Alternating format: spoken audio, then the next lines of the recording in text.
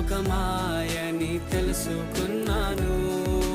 ఏది నా సొంతం కాదనుకున్నాను. తప్పిపోయిన కుమారుని నేనైతే నా కొరకై నిరీక్షించే తండ్రి నా యేసు.